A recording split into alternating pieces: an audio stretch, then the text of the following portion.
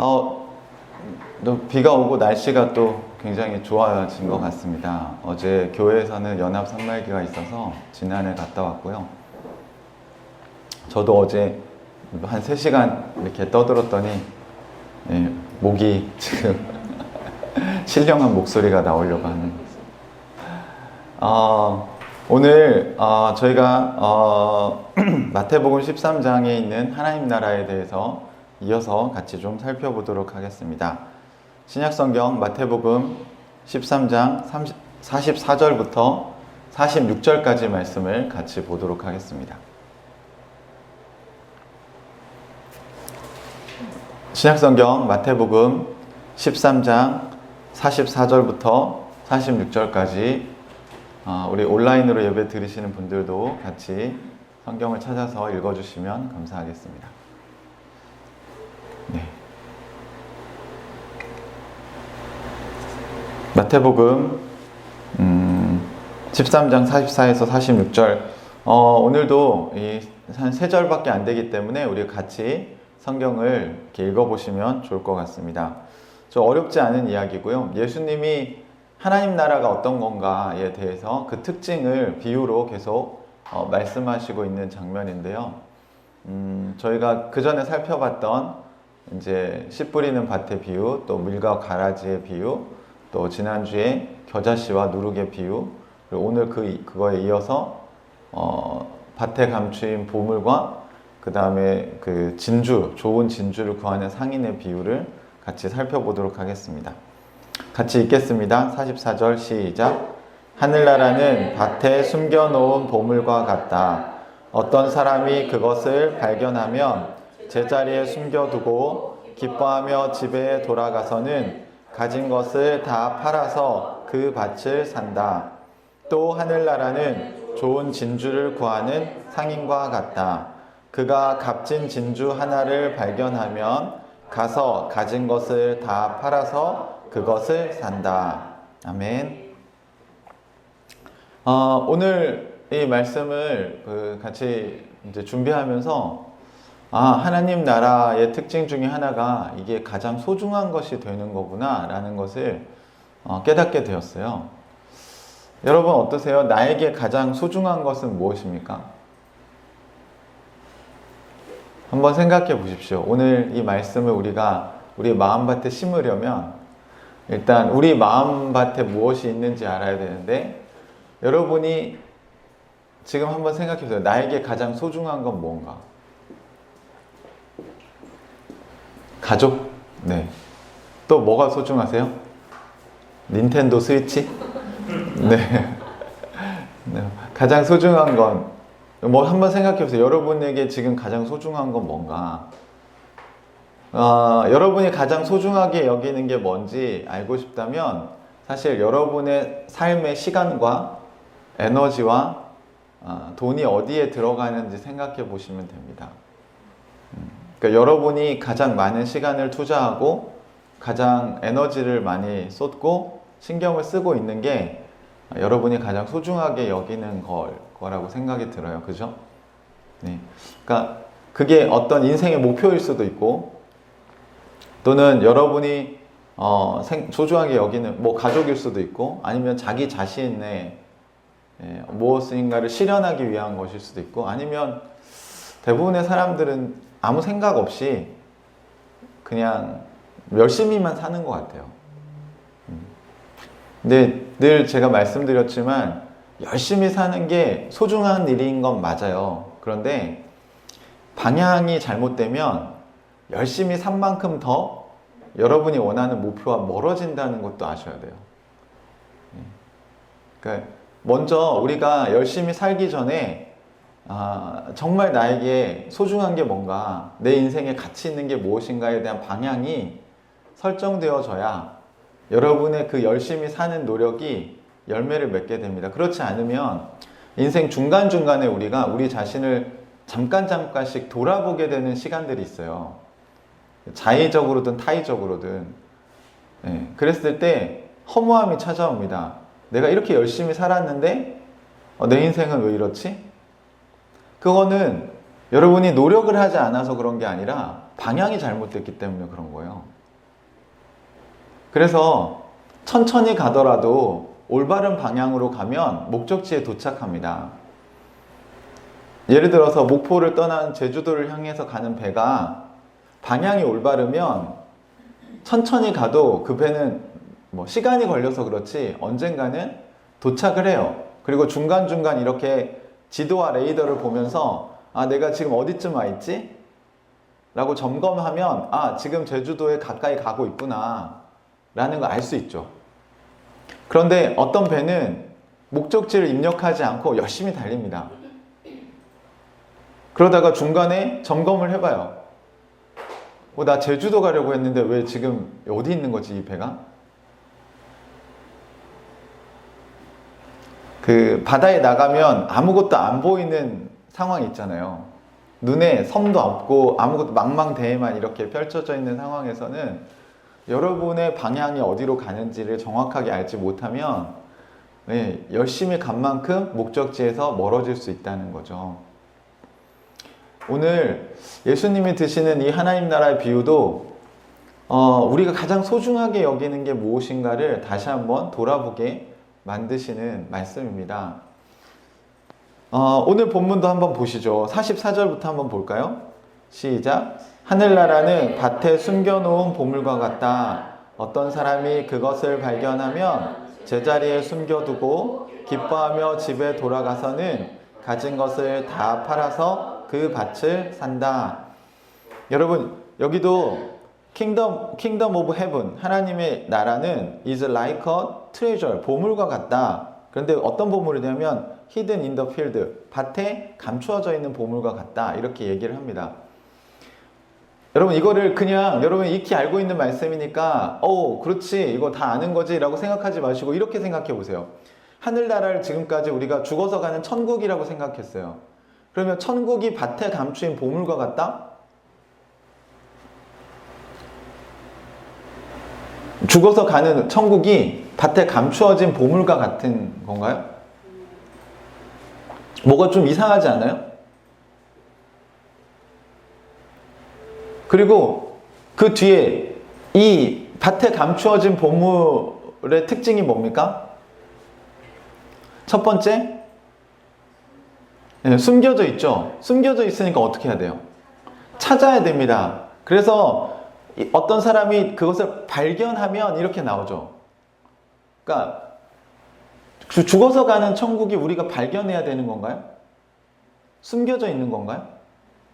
그냥 죽으면 가는 데죠.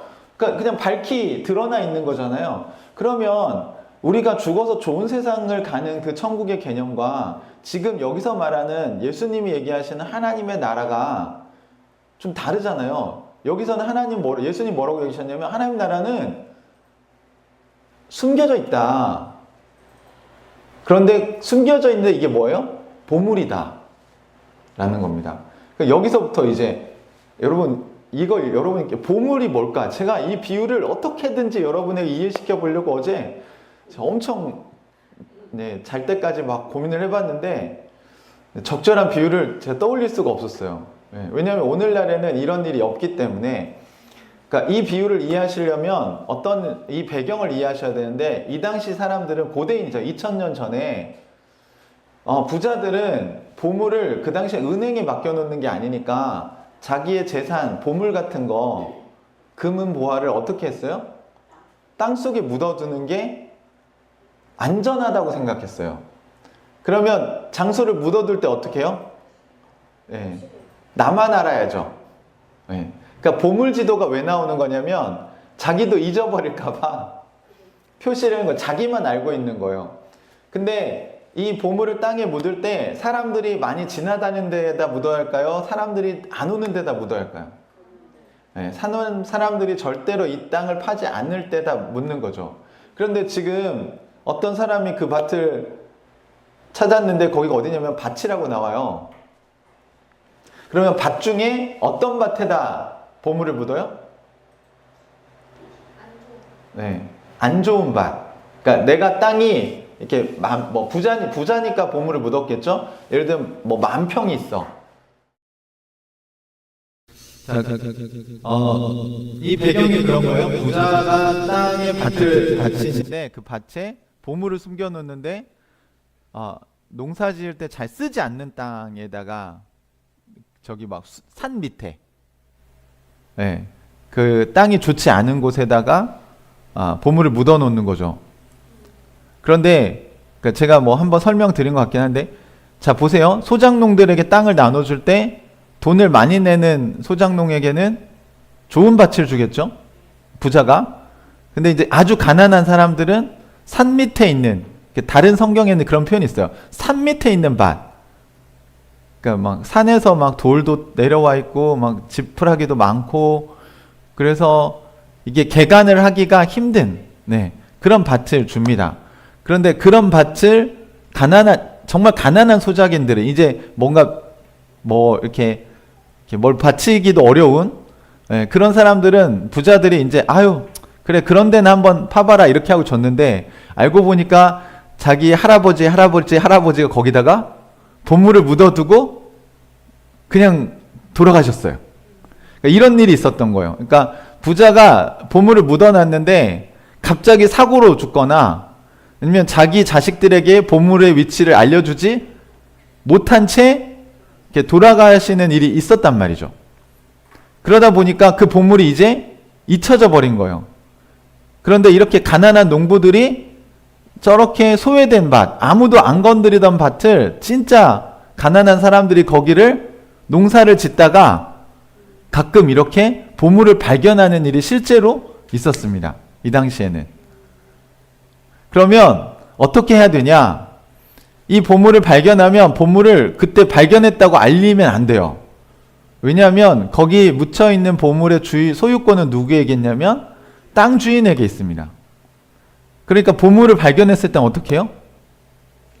주인이 거기 보물이 있는 거 알았으면 거기를 농사 지으라고 안 했겠죠. 그러니까 그건 이 주인은 거기에 보물이 있는지 모르고 농사를 지으라고 한 거죠. 보물이 있는 걸 아는 주인은 거기 절대로 농사를 주지, 그 땅은 농사를 시키지 않죠. 이해되십니까? 그러니까 농사를 지으라고 했다는 거는 그 주인이 거기에 보물이 있는지 모르는 사람이라는 거예요.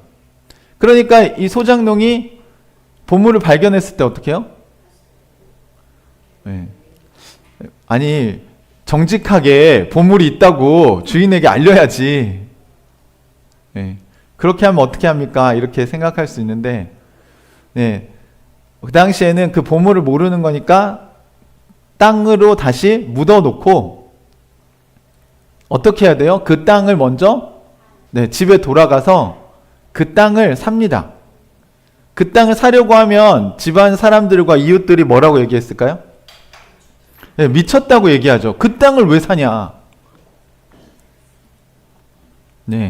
지난해에서 복귀하신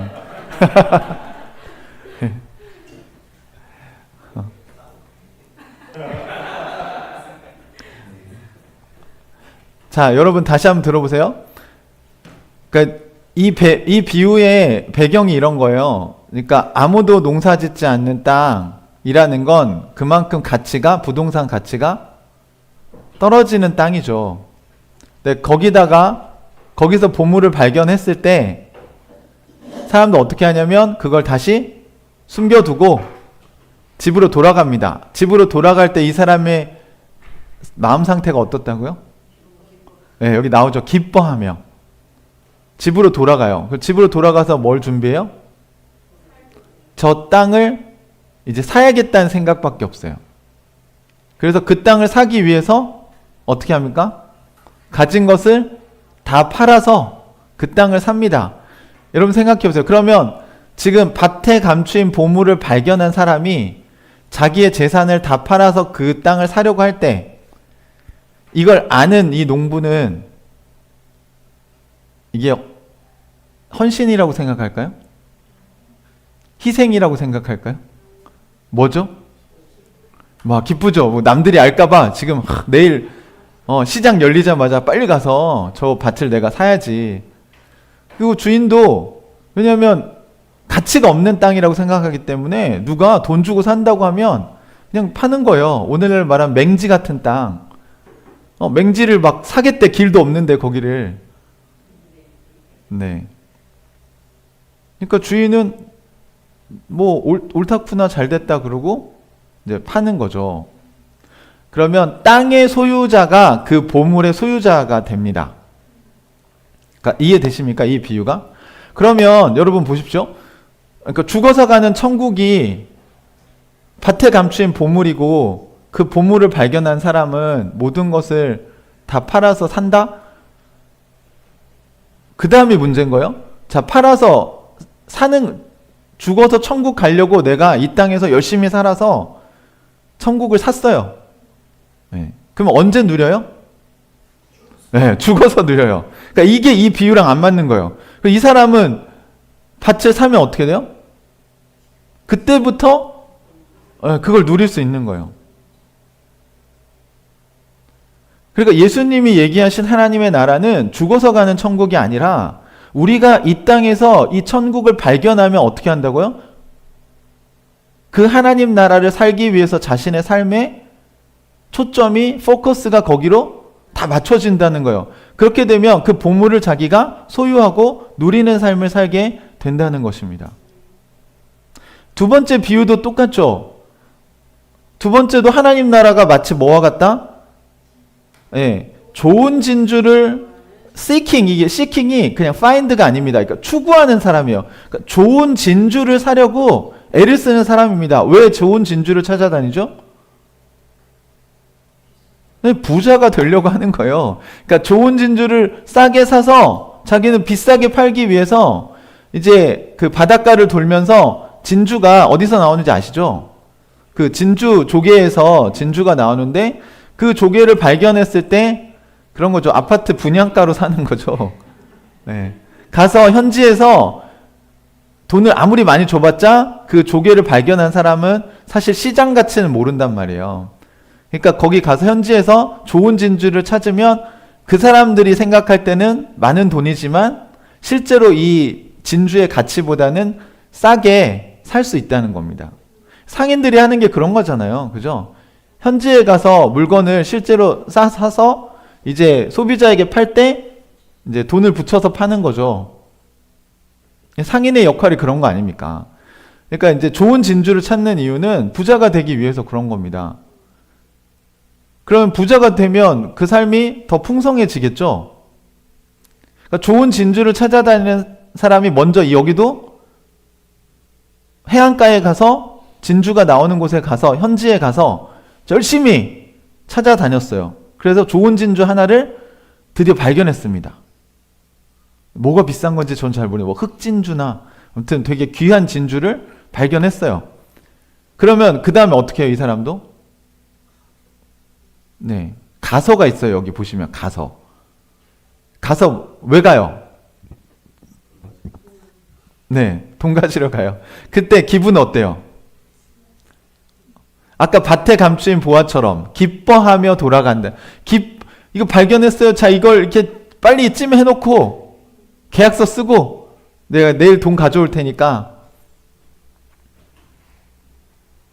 그래서 가져와서 그걸 어떻게 해요? 내가 가진 걸 다 팔아서라도 그 진주를 산다라고 했을 때 여러분, 그러니까 가진 거를 다 팔아서라도 그것을 사는 이유가 뭡니까? 가진 것을 다 팔아서라도 그 밭을 사고 가진 것을 다 팔아서라도 진주를 사는 목적이 뭐죠? 그 밭의 가치보다 보물의 가치가 훨씬 큰 거죠. 이 보물. 로또 1등 당첨된 제가 이 로또 1등 당첨됐는데 이거를 어디다 넣어놨다가 이걸 산다고 해야 될까? 이게 도무지 잘 비유가 생각이 안 나는데 마치 그런 것 같은 거예요. 여러분이 1등 당첨된 로또 복권을 찾았는데 내 소유가 아니야. 그게 지금은. 근데 내 소유가 되려면 거기 있는 물건을 내가 사야 돼. 그럼 그 물건 안에 있는 건 다 내게 돼. 법적으로. 그 로또 당첨 금액이 100억이야. 근데 내가 사야 될 물건이 뭐 1억 5천이야. 그러면 안 사계시냐고요, 그거를. 여러분의 집을 전세 담보대출을 해서라도 가서 안 사시겠냐고요, 그거를. 그거 살 때 여러분이 고민이 되실까요?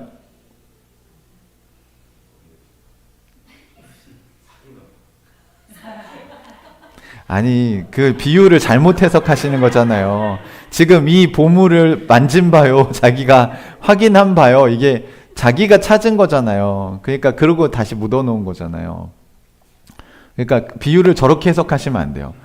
그러니까 예수님은 이걸 있는 그대로 지금 그 특징, 그러니까 첫 번째, 여러분 오늘 이 비유는 두 가지 다 똑같아요. 내가 내 삶을 거기다가 집을 팔아서 살 때 그거보다 가치가 훨씬 많다는 거, 훨씬 크다는 거예요. 그러니까 당연히 여러분이 뭐 1억 투자하면 100억 준다, 이거는 사기죠. 그러니까 지금 그런 얘기를 하는 게 아니고, 여러분이 이 보물을 사기 위해서 우리 이제 다 쓰러져가는 초가집을 다 파는데 그 밭을 사야 되니까, 그래야 법적으로 이게 내게 되기 때문에. 그러니까 이 비유를 들었을 때 그 당시 사람들은 다 이렇게 반응한 거예요. 당연히 그렇게 해야지. 예수님이 하신 비유는 매우 상식적인 이야기라는 거죠. 그리고 좋은 진주를 찾아다니는 상인도 그 당연한 거라는 거예요. 원래 그렇게 하려고 좋은 진주를 찾아다니는 겁니다. 그러니까 저는 이게 우리가 진리를 찾는 사람들을 찾는 이라고 부르잖아요. 시커. 그러니까 이게 좋은 진주를 찾는 그 상인도 시킹하는 거예요. 좋은 진주를 찾아야 자기 가족이 먹고 살고 또 자기가 부자가 될 수 있기 때문에.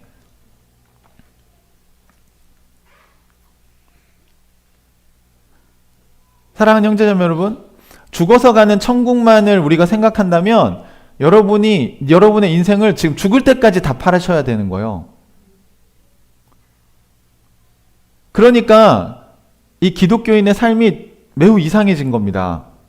그러니까 하나님이 얘기하시는 하나님 나라와 많이 달라진 게, 사람들이 다 죽어서 가는 천국을 위해서 헌금도 하고, 죽어서 가는 천국을 위해서 봉사도 하고, 죽어서 가는 천국을 살려고 하는데, 이게 이 사람들은 집에 가서 돈을 준비해서 밭을 사는데 얼마나 걸렸을까요? 시간이. 네. 그걸 최대한 빨리 진행하지 않았겠습니까? 할 수만 있다면 막 다음날 바로 아침에 문이 열리자마자 이렇게 진행을 했겠죠. 그러니까 결코 이게 그렇게 긴 시간이 걸리는 일이 아니라는 겁니다. 이런 점에서도 죽어서 가는 천국을 사기 위해서 답한다는 얘기는 좀 다른 거죠. 우리가 예수님을 발견했다면, 하나님 나라를 발견했다면, 우리는 그것을 소유하기 위해서 우리의 삶에 가진 것을 다 팔아서 산다는 건 삶의 우선순위가 달라지게 된다는 얘기입니다. 그러니까 내가 소중하게 여겼던 인생의 방향성들이 목적지가 이게 아니었구나 라는 걸 알게 되면 우리는 더 나은 방향을 향해서 가게 된다는 거죠.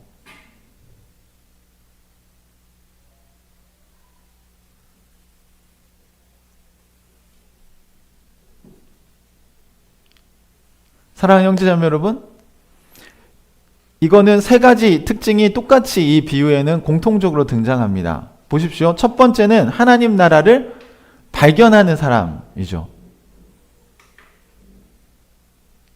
이 특징이 뭡니까? 좋은 진주를 찾던 사람이 드디어 좋은 진주를 찾았어요. 그죠? 발견했다는 건 그걸 눈으로 본 바요. 실제로 그걸 확인했겠죠. 또 반대로 밭에 감추인 보물도, 이거는 보물을 찾으려고 한 건 아닌데 보물이 뭔지는 알아야 되겠죠. 네. 그러니까 귀한 보물을 찾으려고 한 건 아닌데 열심히 농사를 짓다 보니까 보물이 발견된 거예요. 그러니까 이게 발견하는 게 두 종류가 있는데, 하나는 열심히 살다 보니까 하나님 나라를 이렇게 우연찮게 발견하게 된 거죠. 반대로 어떤 사람은 진리를 찾고자 진주를 찾는 상인처럼 진리를 찾으려고 애를 쓰고 있었어요. 진리는 무엇인가? 인생의 정말 가치 있는 의미는 뭐냐? 이거를 찾던 사람이 드디어 하나님 나라의 복음을 만난 거죠. 여러분은 어떤 편이신지 모르겠습니다. 모태신앙의 위험성은 여기 있죠. 태어날 때부터 십자가를 물고 태어났다고. 교회 생활에 익숙하다 보니까 진리를 발견하지 못하게 되는 거예요. 그런데 여러분, 모태신앙이어도요, 교회 안에서 이 진리를 만나는 순간이 있습니다. 그러니까 진리를 발견해야 돼요. 그러면 갑자기 눈이 열리는 겁니다. 아, 이게 신앙생활이었어? 아, 이게 예수님이셨어? 이게 하나님 나라야? 아, 이래서 복음이라고 부르는구나.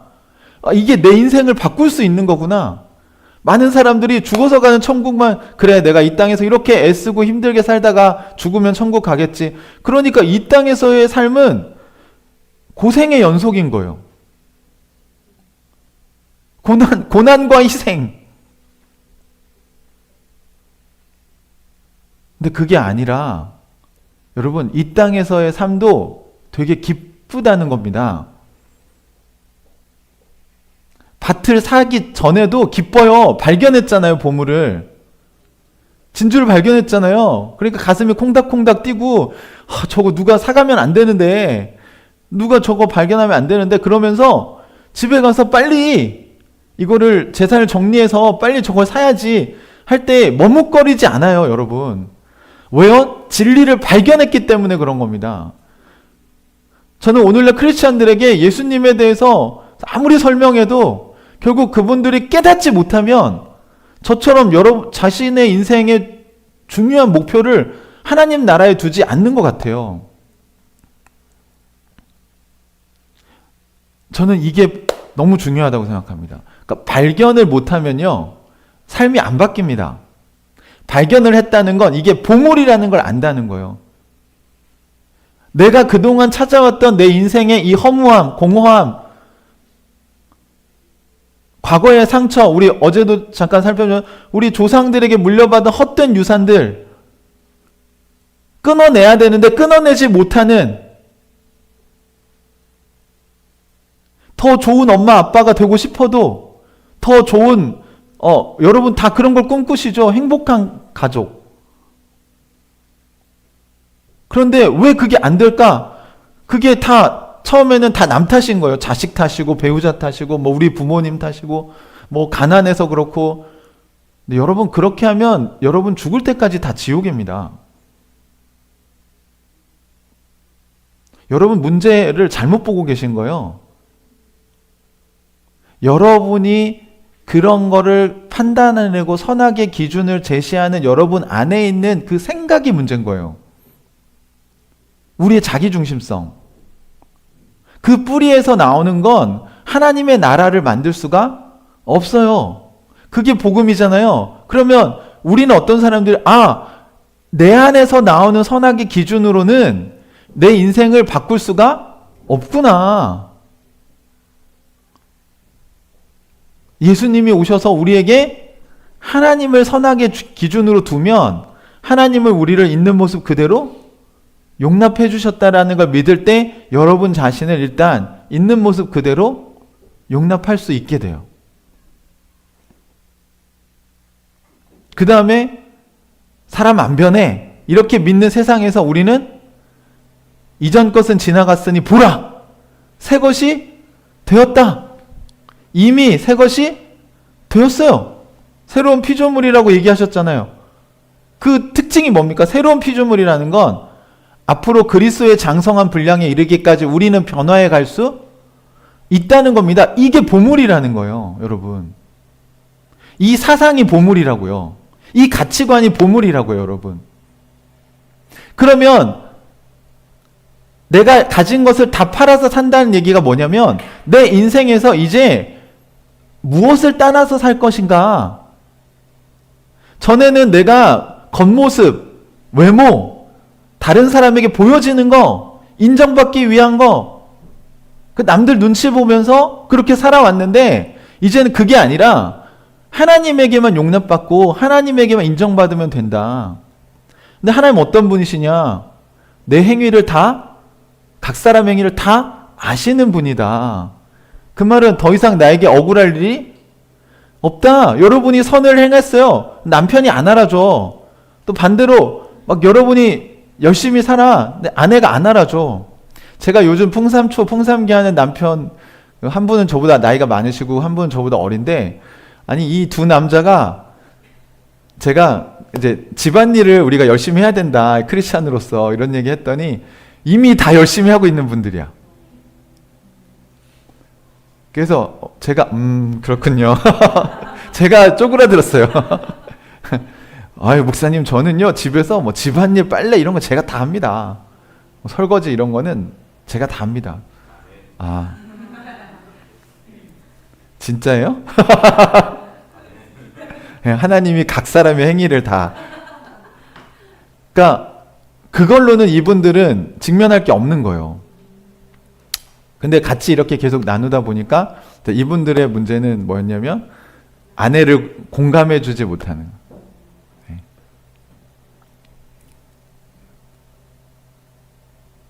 그러니까 뭐 이런 거죠. 그러니까 남편이, 아내가 이제 쇼핑을 할 수 있잖아요. 그러면 쇼핑하는 거를 다 허용한대요. 열심히 하고 오라고. 근데 본인은 앉아서 그냥 기다려요. 그래서 제가 어떤 숙제를 내줬냐면 같이 가라. 같이 가서 너무 잘 어울리네. 영혼이 없더라도 이제 아내와 함께 하려고 하는 연습을 하셔야 될 것 같다. 그러니까 이게 이제 설거지하고 이런 거는 딱 업무 분장이 돼 있는 거예요. 이거 내가 해야 될 일 난 다 한다는 거죠. 그래서 남편으로서의 의무를 난 다 했다. 저는 좋은 남편이다. 예, 라고 믿고 있는 자신의 선악의 기준을 제가 가서 이렇게, 그게 아니라 하나님 나라가 되려면, 그 가정이 천국이 되려면 그 다음 단계로 나가셔야 된다. 이거 되게 잘한 건데 그걸로 다 됐다고 생각하시면 안 된다. 그래도 되게 두 분 다 훌륭하셔서 해보겠다고 하시더라고요. 여러분, 이게 보물이라는 걸 어떻게 발견하냐면, 그러면 제가 말한 대로 이거를 실제로 이분들이 실천을 했을 때 그게 얼마나 자기 부인을 해야 되겠어요. 그죠? 둘 다 튀셔가지고, 제가 볼 때는 일은 정말 잘하시는 것 같아요. 근데 감정으로 공감하는 거 어렵대요. 안 된대요, 그게. 그러니까 이제 성숙한 티가 되기 위한 과정이겠죠. 그러면 여러분, 이제 제가 이제 피드백을 듣고 싶은 게, 그 와이프가 남편이 저랑 풍삼기를 하고 나서 변했다라는 걸 알까요? 모를까요? 우리 교회도 제가 그러니까 경민자매랑 풍삼기 하고 나면 한나가 알더라고요. 엄마 왜 이래? 제가 피드백을 들었어요. 한나가 또 목사님 만나고 왔구만. 그래서 엄마가 이렇게 갑자기 허용해주고 막 부드럽게 얘기하고 빨리빨리 안 하고. 그러니까 여러분, 우리가 조금만 바뀌어도 가족은 다 알아봅니다. 근데 왜 우리가 그걸 바꾸냐면 하나님 나라를 발견했기 때문이라는 거예요. 하나님 나라가 없으면 이 땅에서 내 걸 챙겨야죠. 남편과 아내가 계속 자존심 싸움 해야죠. 속된 표현으로 그죠, 길을 꺾어 놔야 되고, 처음부터 초장부터 잘 잡아야 된다. 여러분, 이런 가치관은 하나님 나라가 아니라니까요. 그런 가치관으로 살면 부부관계가 지옥이 된다고요. 그런데 성경을 보니까 그리스도 안에서 피차 복종하라. 그리스도 안에서 서로 복종해라. 그게 하나님 나라의 원리고 선악의 기준이라는 거예요. 그럼 이게 하나님 나라가 보물이라는 걸 발견했으면 그 말씀을 실천하려고 노력한다는 거고, 그걸 사려고 내가 가진 모든 걸 다 판다는 거예요. 내 자존심이고 내가 그동안 생각해왔던 거고 다 내려놓고, 그래, 주님이 이렇게 얘기하시니까 한번 해보자 라고 했을 때 그 하나님 나라를 누리게 된다는 것입니다. 그러니까 첫 번째 뭐예요? 하나님 나라가 너무너무 소중하다는 걸 발견하셔야 된다는 거예요. 죽어서 천국 가겠지. 한국교회에서 구원의 확신을 너무 잘못 심어준 나머지 다들 구원의 확신만 가지고 아무렇게나 살아요. 그래서 이 땅에서는 마치 어떤 것 같냐면, 밭에 감추인 보물을 발견했어. 그리고 그 땅을 샀어요. 그래서 그 보물이 이제 누구께 됐어요? 자기께 됐어요. 그런데 그 보물을 이 땅에 사는 동안 한 번도 못 써요. 그러면 이제 어떻게, 그 삶이 어떻게 되는 건지 아세요? 지금 집을 팔아서 밭을 샀잖아요. 그죠? 그럼 집이 있어요, 없어요? 그럼 밭을 산 이유가 뭐예요? 그죠? 보물을 가지려고 샀는데, 그 다음에 어떻게 하실 거냐고요? 보물을 가졌어. 그 다음에 그 밭에다 텐트 치고 사실 거냐고요? 지금 크리스찬의 삶이 제가 볼 땐 그래요. 예수를 가졌대. 하나님 나라를 소유했대. 구원의 확신이 있대요. 그러면 보물을 가졌다는 얘기거든요. 근데 뭐하고 사냐면 그 밭에다가 쓸모없는 땅에다가 텐트 치고 살고 있어요. 그러면 옆에 있는 배우자가 아니 보물을 샀다며. 이거 다 팔면 우리 이제 좋은 집에서 산다며. 남편이 이렇게 얘기하니까 죽으면 좋은 집에서 살 거야. 우리가 조금만 기다려. 죽을 때까지 좀 참아. 그렇죠. 그러니까 빨리 죽어야 된다는 말이 나오는 거예요. 그러니까 예수 믿고 사는 삶이 힘든 거예요. 이 땅에서는. 이게 예수님이 말한 하나님 나라가 아니라는 거죠. 그러니까 우리가 믿고 있던 그 천당 신앙 있잖아요. 죽어서 가는 좋은 세상, 불교에선 극락. 그 내세관이 성경이랑 믹스되면서 이상한 성경 해석을 낳는 거죠.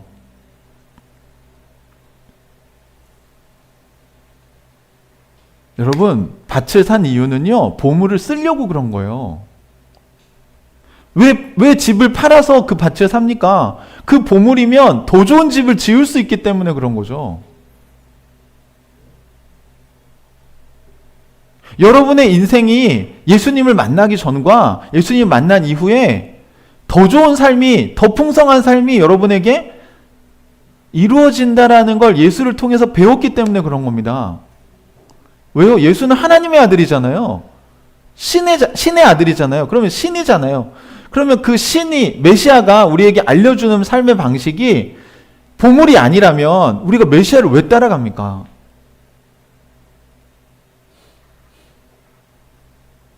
이건 율법이 아니라 보물을 파는 게 율법입니까, 여러분? 여기에 우리의 되게 이 비유를 오랫동안 들어서 잘 알고 있지만 크리스찬의 신앙이 이 비유를 사실은 전혀 이해하지 못한 거예요. 여러분 안에 예수가 발견되어졌다면 여러분은 그 예수를 따라가는 삶을 이 마치 밭에 감추인 보물을 사기 위해서 기뻐하며 집으로 돌아가서 자기 것을 다 팔 때도 즐겁게 판 이 사람의 감정이, 그 감격이 여러분에게 있어야 된다는 겁니다. 여러분의 신앙생활이 이 감격이 있으시냐고요? 보물을 사신 거 맞아요? 지금 여러분이 이 신앙생활 하는 거, 우리가 교회를 세워가겠다, 우리가 찾는 이들에게 복음을 전하겠다, 또 풍삼기를 하기 위해서 여러분 시간과 에너지를 내셨을 때 그게 여러분 아까우셨어요? 가치를 모르면 아까워요. 저희 교회 아직 산말기 안 하는 형제자매들이 가끔 저한테 그런 얘기해요. 대단하다. 어떻게 매주 모여서 그렇게 모임을 하시냐. 하지만 산말기에서 삶이 변화되고 거기서 회복을 경험한 사람들은 이걸 놓치지 않죠. 그러니까 이번 주는 합니까? 이런 질문을 하는 건 아직 발견을 못한 거예요. 우리 기존에 있는 멤버들은 이게 더 풍성해지도록 하셔야 됩니다. 제가 어제 우리 교회 비전을 여러분에게 보여드린 이유는 우리가 꿈꾸고 있는 하나님의 교회의 모습은 아직도 완성되지 않았어요. 그죠? 우리 이미 출발했지만 그러니까 그걸 향해 가고 있습니다. 저 밭을 사야 돼요. 그래서 우리가 그걸 쓸 수 있어야 돼요. 저 진주를 사야 내가 그 진주를 팔아서 내가 하나님 나라를 더 누릴 수 있다는 거죠. 이 당시에도 사람들에게 이런 물질주의적인 비유를 드셔야 사람들이 이해를 할 수 있었나 봐요. 이걸 이제 정확하게 말하면 하나님 나라 어떤 겁니까? 예수님의 사상이죠. 우리가 예수 제자 공동체가 될까? 예수님이 우리에게 가르쳐 주시는 부부 관계, 예수님이 말씀하신 부모 자녀 관계, 자녀를 노엽게 하지 말라고 하는데 우리는 계속 노엽게 해. 그 말은 뭐예요? 보물을 가졌지만 보물을 쓰지 않는 거예요. 성령님이 어떤 분이십니까, 여러분? 하나님의 영이에요. 온 우주를 창조하신 그분의 영이 우리 안에 들어오셨다고요. 그래서 우리의 생각과 우리의 마음에 우리를 깨닫게 해주시는 그 보물을 우리가 소유했는데 그 성령의 인도를 받아서 사는 삶을 우리가 안 해. 말씀 묵상을 안 해. 기도를 안 해. 그거 하나도 안 쓰는 거예요, 보물을. 그러면서 여전히 삶의 모든 문제를 누가 해결해요? 자기 머리로 해결해요. 자기 경험으로 해결하고. 요즘에는 사람들이 뭐 모르는 거 있으면 다 누구한테 물어봐요? 챗GPT한테 물어봐요. 그게 제가 볼 때 성령님을 의존하는 거랑 비슷한 것 같아요. 아니, 여러분이 챗GPT에게 물어보는 이유는 뭡니까? 나보다 제가 더 잘 알 거다. 그럼 여러분 겸손하신 거예요. 교만한 저는 잘 안 물어봅니다. 챗GPT한테. 나는 챗GPT보다 내가 설교를 더 잘 만들 수 있어. 성경 해석을 쟤한테 난 맡기지 않을 거야. 전 안 물어봐요, 그걸. 한번 해보려고 했는데 마음에 안 들어. 여러분 어떠세요? 성령님의 인도를 받아보셨어요? 그랬을 때 뭘 경험하셨어요? 성령님이 여러분의 지혜보다 못하신가요?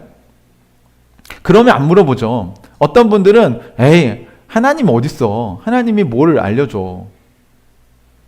하나님의 방법이 내 방법보다 더 못해. 그럼 안 물어보죠. 근데 하나님에게 우리가 묻는 이유는 뭡니까? 성령님이 우리를 인도해 주신다는 건 어마어마한 특권이구나.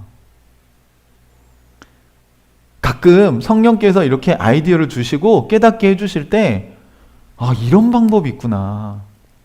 여러분, 제가 풍삼기 하면서 아까 예를 들었던 그 형제에게 이걸 이 남편은, 이 형제는 아내의 감정을 공감하는 게 문제구나 라는 걸 제가 어떻게 아냐고요. 저는 하나님께서 저에게 이 형제를 사랑하셔서 이끌미를 하다 보면 깨닫게 해주신다는 거예요. 이끌미의 영광은 그겁니다. 제가 이 성경을 연구해서 여러분에게 가르칠 때 제가 똑똑해서 설교를 하는 게 아니에요. 저는 이 말씀을 가지고 챗GPT가 아니라 홀리 스피릿, 성령님께 가서 계속 물어보는 거예요. 그래서 이 본문의 내용은 뭡니까? 이 본문을 통해서 주님이 하시고 싶은 얘기는 뭡니까? 이 본문을 그러면 지금 2025년 5월에 우리 교회에서 이 본문을 설교할 때는 어떤 얘기를 하시려고 하시는 겁니까? 이 성경은 2000년부터 있었어요. 이 얘기는. 예수님 이 얘기 2000년 전에 하셨어요. 그리고 밭에 감추인 보물의 비유를 여러분 오늘 처음 들으시는 것도 아니잖아요. 저도 이거 처음 설교하는 거 아니에요. 그런데 여기 보니까 이번에는 또 하나님께서 저에게 발견하고 그 다음 이걸 사기 위해서 준비하고 그 준비한 다음에 그걸 소유하려고 헌신하고 희생하고 자기 거를 내놔야 되는 거죠. 그러니까 하나님 나라가 그냥 거저 주어지는 건 아니라는 겁니다. 하나님 편에선 우리에게 보물을 주시는 거고요. 우리는 뭘 해야 돼요? 그 보물을 소유하기 위해서 준비하고 애쓰셔야 돼요. 그리고 나서 오늘 성경엔 없지만 보물을 소유한 다음에 뭘 해야 돼요? 그걸 누려야 된다고, 사용해야 된다고요. 그래야 풍성한 삶이 완성되는 겁니다. 그게 하나님의 나라라고 비유를 드신 거예요.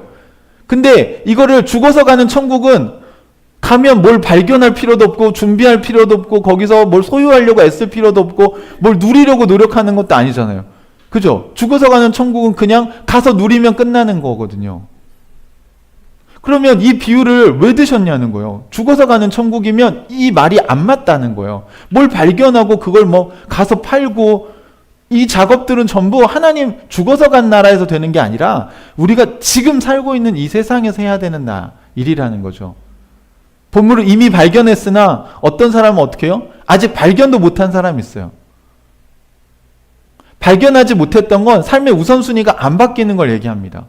그러니까 바꾸고 싶은데 안 되는 건 발견한 거예요. 그죠? 근데 집을 팔아봐라. 막 고민하고 있어. 저 땅을 사야 돼, 말아야 돼.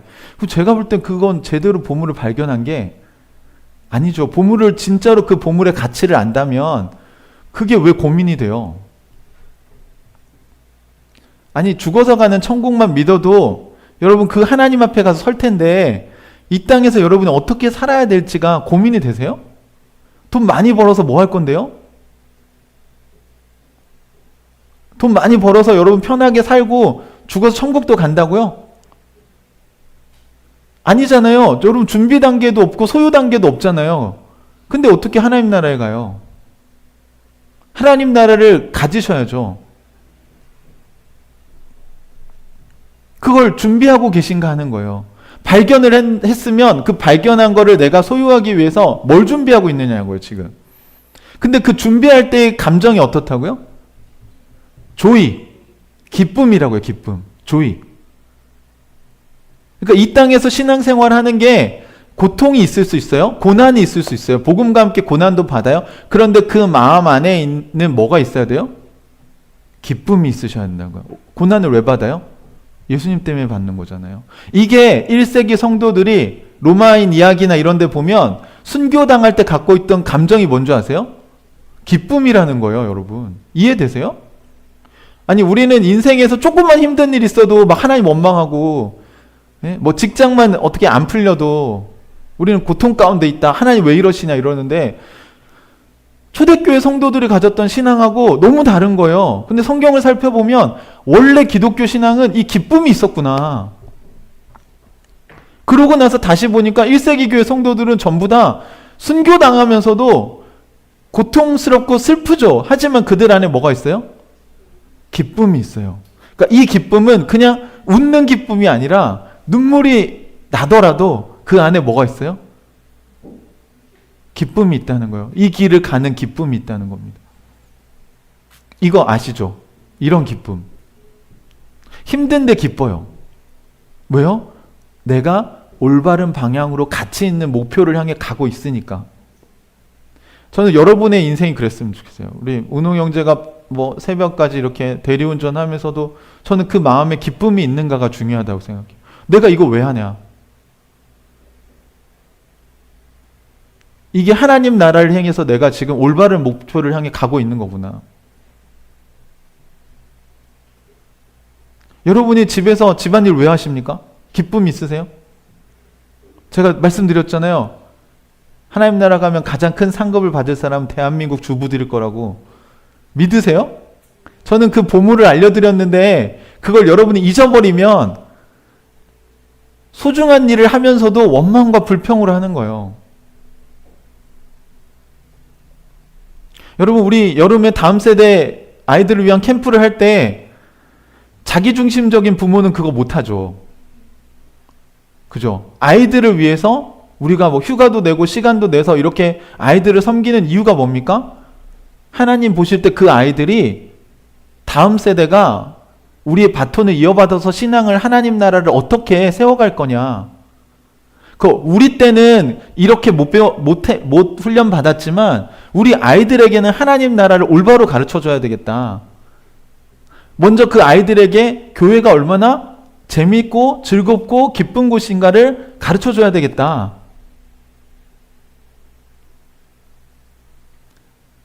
언젠가 우리 아이들이 커서 돌아봤을 때 나는 하늘가족교회 다음 세대에 있었던 게 보물이었구나. 하늘가족교회가 보물이었구나, 내 인생에. 저는 우리 아이들이 그런 걸 경험했으면 좋겠는 거예요.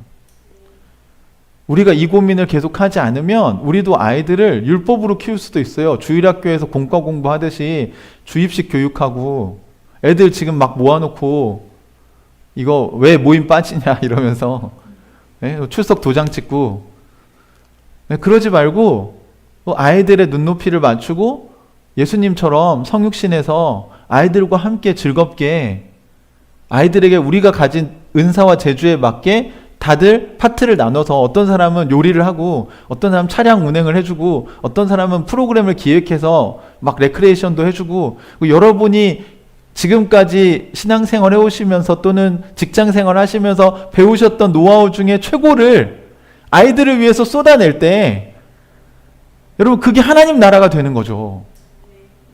그냥 간단해요. 이 3박 4일 갔다 와서 애들이 어땠냐? 캠프가 천국이었냐? 그게 하나님 나라였냐? 이 땅에 임한 하나님 나라. 그걸 우리가 완벽하게는 아니지만 어떻게 하면 그걸 최대한 구현해낼 수 있을까? 네, 너무 욕심내실 필요는 없지만 우리의 방향성은 그렇다는 겁니다. 단계적으로 갈 거예요. 우리가 이걸 해보면 이번에 피드백하면서 좋았던 점, 또 부족했던 점, 그럼 다음에는 이걸 보완해서 더 좋은 다음 세대 프로그램이 만들어지겠죠. 그러면 우리가 이걸 체계를 잘 잡으면 지금 주일학교 사역이 다 망가지고 있는 한국교회에 우리가 좋은 모델이 될 수도 있다는 겁니다. 대안을 제시해 주는 거죠. 여러분, 그런 거요. 비판하는 건요, 뭐 처음에는 조금 유익할 수 있을지 모르나 교회가 계속 문제다는 다 얘기했어요, 이제. 근데 그걸로 하나님 나라가 임하진 않는다는 거예요. 하나님 나라 언제 임해요? 아니, 우리가 보물을 소유한 사람들이라면서요. 그럼 보물을 가지고 있으면서 왜 맨날 문제만 있어요? 보물을 쓰면 되지. 그러니까 이제 어떤 교회가 필요해요? 이럴 때는 이렇게 하는 거다. 이 시대의 교회는 이런 모습이어야 된다. 하나님 다음 세대 아이들에겐 이렇게 사역해야 된다. 이런 대안이 나와야 된다는 겁니다. 솔루션이 나와야 된다고요. 온 우주의 창조주이신 하나님을 소유한 우리가 그 보물을 사용하고 누리는 삶으로 나아가야 된다는 거죠. 여러분은 얼마나 이 하나님 나라의 보물을 지금 사용하고 계세요? 그 사용하는 방법을 저희가 가르쳐 드리는 게 말씀 묵상과 기도입니다. 제가 요즘 은유한테 카드 쓰는 법을 가르치거든요. 그 돈은 다 저한테서 나오는 거지만 쓰는 건 누가 써요? 저희 딸은 그냥 카드 주면 이게 나오는 줄 알겠죠. 하지만 지금까지는 그것도 쓸 줄 몰랐단 말이에요. 그렇죠? 여러분, 더 어린 애 하루나 이런 애들은 카드 못 쓸 거 아니에요. 그러니까 가서 물건을 사오는 거, 돈을 우리가 줘도 그 돈을 쓸 줄 모른다고요, 아이들이. 마치 그런 것처럼 제가 여러분에게 말씀 묵상과 기도를 강조하는 이유는 그걸 통해서 하나님의 지혜를 쓸 줄 아는 방법을 여러분이 배우셔야 된다고요. 이미 하나님은 정말 무궁무진한 지혜를 갖고 계십니다. 제발 나에게 와서 이걸 좀 써라. 인생의 문제를 그렇게 골머리 앓으면서 막 머리가 터지고 스트레스 받고 그러지 말고. 저는 어제 나눔 중에 영화 형제가 그걸 기억했잖아요. 하나님 평안이 흔들리지 않는, 그게 하나님 뜻이다.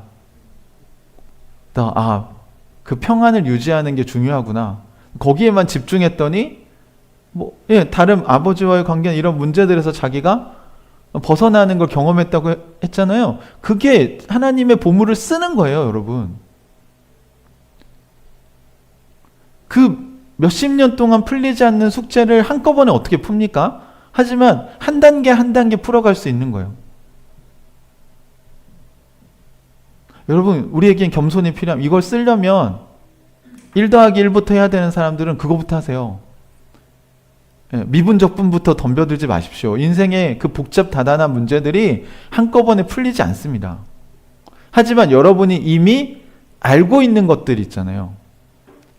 내가 부모에게 물려받은 것 중에 이런 부분은 내가 빨리 하나님 앞에서 용서하고 떠나보내고, 또 내가 회개해야 될 게 있으면 빨리 회개하고, 또 하나씩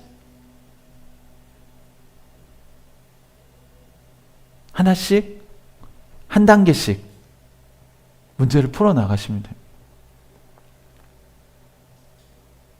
나는 하나님 나라를 발견했는가? 한번 돌아보십시오. 나는 하나님 나라를 지금 소유하려고 준비하고 있는 단계인가? 나는 가진 것을 다 팔아 하나님 나라를 지금 소유했는가? 갖고 있는가, 하나님 나라를? 그리고 나는 그 소유한 하나님 나라를 지금 쓰면서 누리면서 살고 있는가? 아니면 아직도 여전히 보물은 그냥 밭에다 가지고만 있고 자기 힘으로 텐트 치고 나무 베다가 지금 집 만든다고 애쓰며 살고 있는가?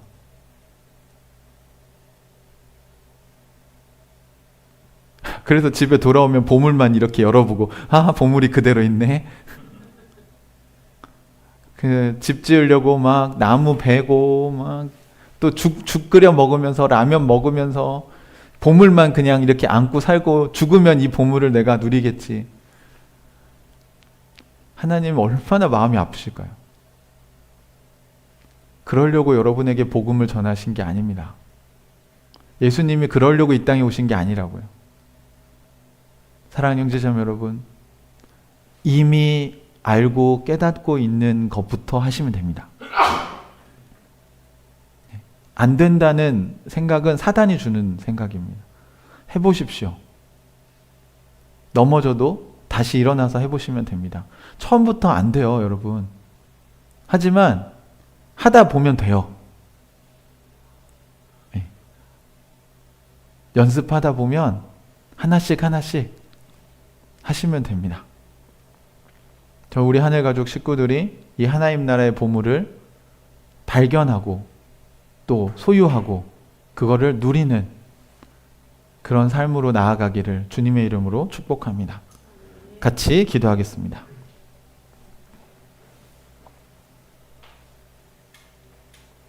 사랑하는 형제자매 여러분, 여러분은 지금 하나님 나라를 발견하셨습니까? 발견했다면 여러분의 인생을 다 거기다가 집중시켜도 아깝지 않을 거예요. 하나님의 말씀이 정말 가치 있는 거라고 믿으신다면 그렇게 살아가려고 애를 쓰실 겁니다.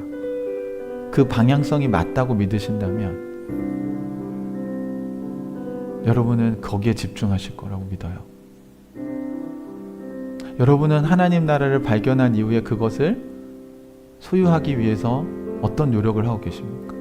내 걸로 만드시려고 여러분의 개인의 예배, 말씀 묵상, 기도 이런 모든 것은 그것을 내가 쓸 수 있는 방법을 연습하는 시간입니다. 그건 여러분에게 축복이고 특권이라는 걸 여러분이 경험하실 때까지 그걸 해보셔야 돼요. 여러분은 하나님 나라를 소유하셨습니까? 그 하나님 나라를 지금 누리고 계신가요? 오늘 여러분의 영적 성장 과정과 단계 또 상황에 맞게 이 시간을 같이 하나님 앞에 진실하게 기도했으면 좋겠습니다. 오늘 말씀 중에 여러분에게 성령께서 깨닫게 해주신 말씀을 가지고 우리 같이 기도하겠습니다. 같이 기도합시다. 하나님 아버지, 오늘도 주님께서 우리에게 주신 은혜를 인하여 감사드립니다.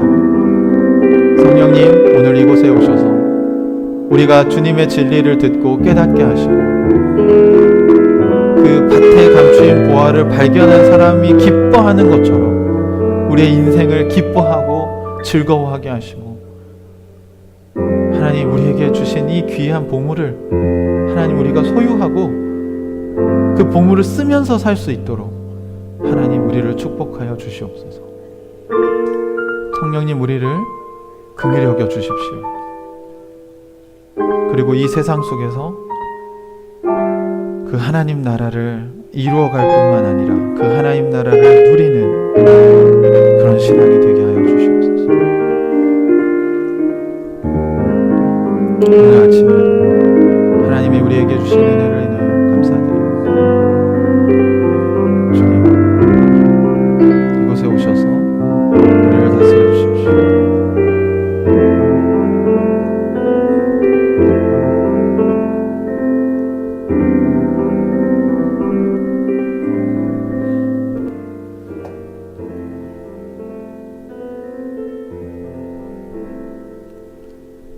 하나님 나라는 밭에 숨겨놓은 보물과 같다. 어떤 사람이 그것을 발견하면 제자리에 숨겨두고 기뻐하며 집에 돌아가서는 가진 것을 다 팔아서 그 밭을 산다. 하나님, 우리에게도 이 보물을 발견한 사람과 같은 기쁨이 있게 해주십시오.